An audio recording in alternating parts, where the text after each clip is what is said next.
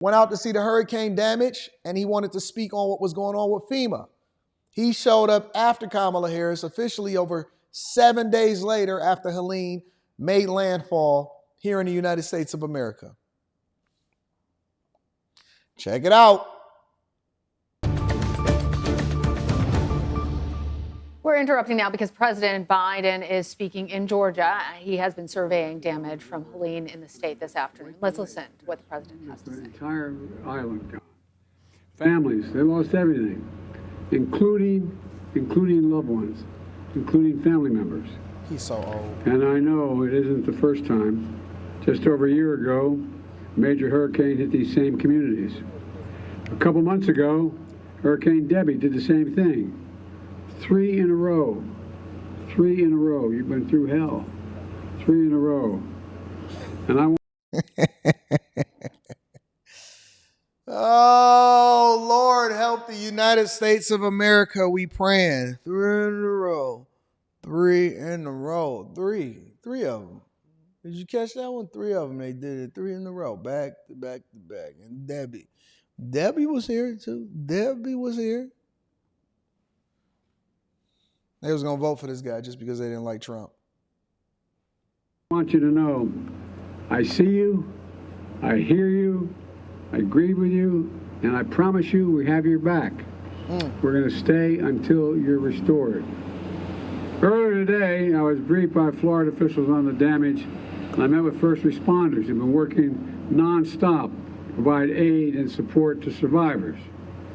I did a walking tour of Keaton Beach with a bipartisan group of officials to survey what a 15-foot surge, some places went as high as 3 stories, does to a coastal community.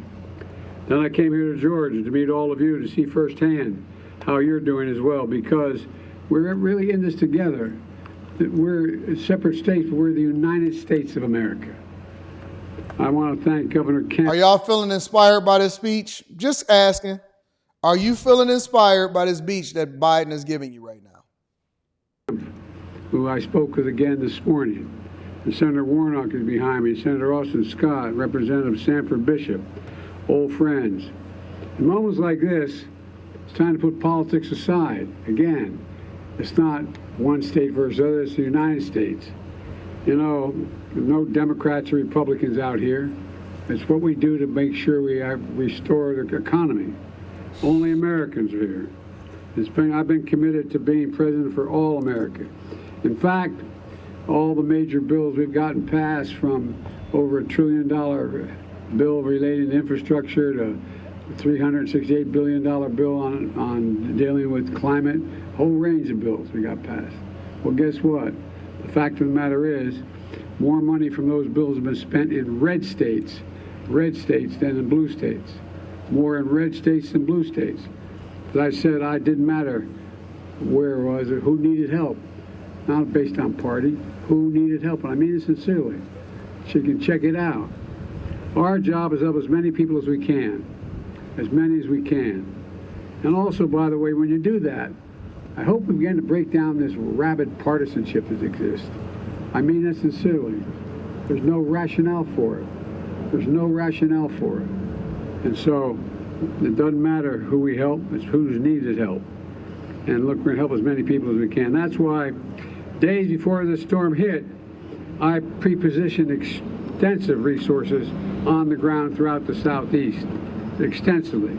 First responders, search and rescue teams, food, water, ambulances. Before Helene had made landfall, I also immediately improved emergency declarations your governor and others asked for. And so all of us could focus on the first responders and standing up emergency operations centers. That was the focus. And yesterday, I approved Governor Kemp's request for a federal government to cover 100% of the cost for debris removal and emergency protective measures for 3 months, 100%. I must tell you, your senator had a little bit to do with that when he called me beforehand. But all kidding aside, we're doing the same for Florida as well as we're doing for North Carolina. Folks. So he basically saying that they're going to do debris removal from the streets out there in Georgia, North Carolina, they're gonna cover the cost of debris removal so that you guys can get to and from.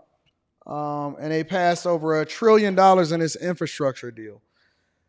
Oh, God. Do y'all remember this infrastructure deal? I do. I don't remember the details in it. I know it also had like electric charging stations and stuff like that. Let me see if I can pull it up. This is going to pay for the urgent work to clear the mud, remove the downed trees, provide temporary housing.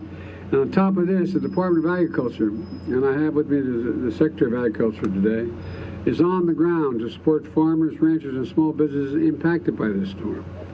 And FEMA teams are literally knocking on doors to register folks so they can receive assistance, to buy what they urgently need, from prescription drugs if they lost everything. For example, I was just down in Florida. One home, what people really worry the most about is not just losing their home, it's they lose everything that mattered to them. They move, they lose that picture of their mom and their dad when they were kids. They look, I mean, all the things are personal. They look at that family jewelry, the ring that was the engagement ring, all those things. And I was with one rescuer who said there was a young family who had their entire home was lifted up and taken out into basically what we'd call a bayou. It's not a bayou, but it's flat space out in the middle of a marsh. They went out there to cut a road through with their vehicles. So this was what the infrastructure deal included, all right? This is according to the White House. So we didn't even go any bipartisan thing. We went straight blue. It's supposed to deliver clean water to all American families and eliminate the nation's lead service lines. So things that happen in Flint don't happen across the United States of America because we have an aging infrastructure. So currently up to 10 million American households and 400,000 schools and child care centers lack safe drinking water. The bipartisan infrastructure deal will invest $55 billion to expand access to clean drinking water for households, businesses, schools, and child care centers all across the countries. From rural towns to struggling cities, the legislation will invest in water infrastructure and eliminate lead service pipes, including the tribal nations and disadvantaged communities that need it most. Goes on to say the goal is to ensure that every American has reliable, high-speed internet. Repair and rebuild our roads, bridges with a focus on climate change mitigation, resilience, equity, and safety for all users, which include 1 and 5 miles of highways and major roads. 45,000 bridges are in poor condition. The legislation will authorize or reauthorize surface transportation programs for 5 years and invest $110 billion in additional funding to repair the roads. All right.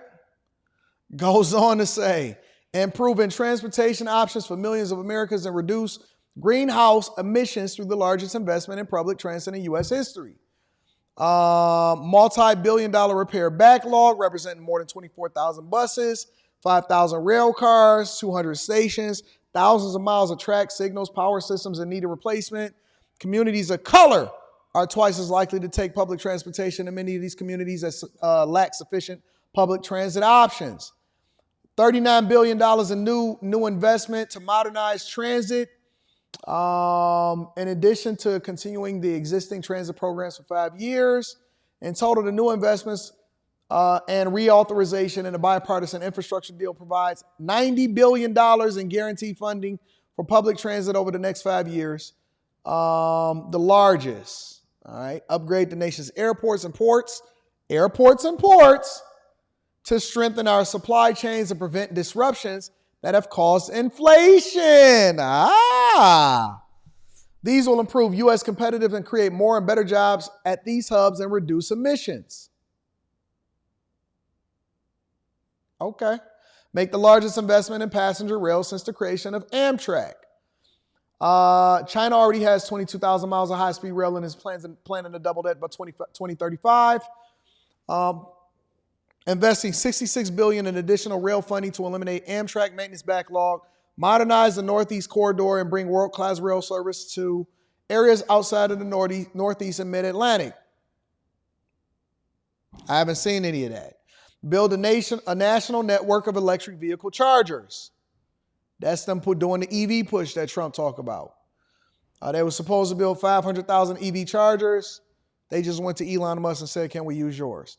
Upgrade our power infrastructure to deliver clean, reliable energy across the country and deploy cutting-edge technology to achieve zero emissions future. Make our infrastructure resilient against the impacts of climate change.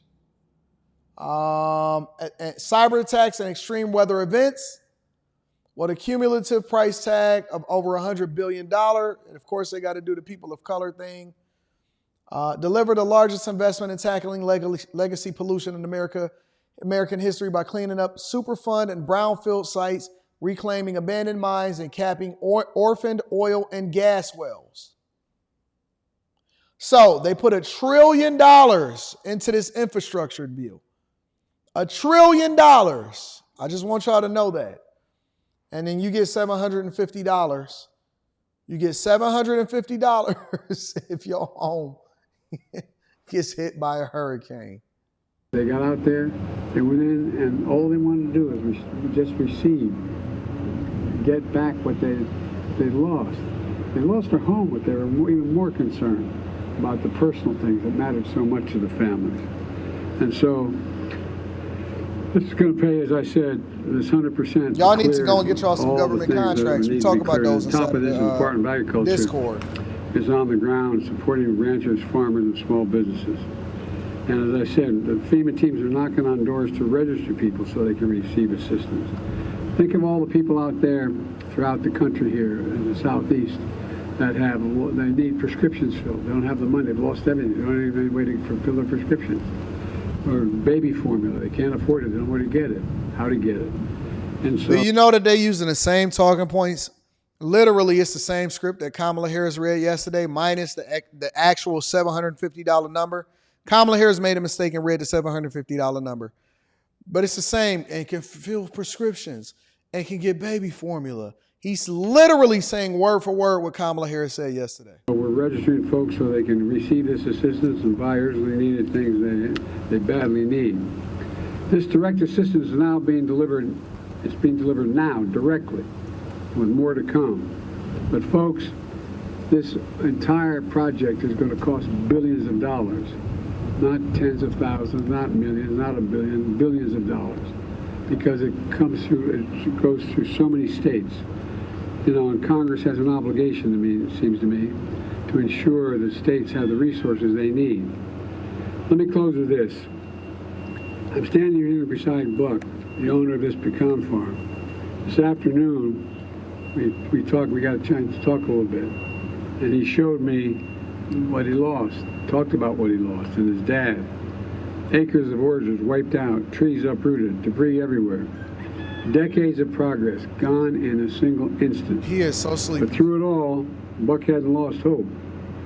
In fact, he reminds me of another Georgia farmer who just turned 100 years old. President Jimmy Carter once said, "Tremendous progress can be made if we persevere through difficult challenges." This is a difficult challenge we're facing.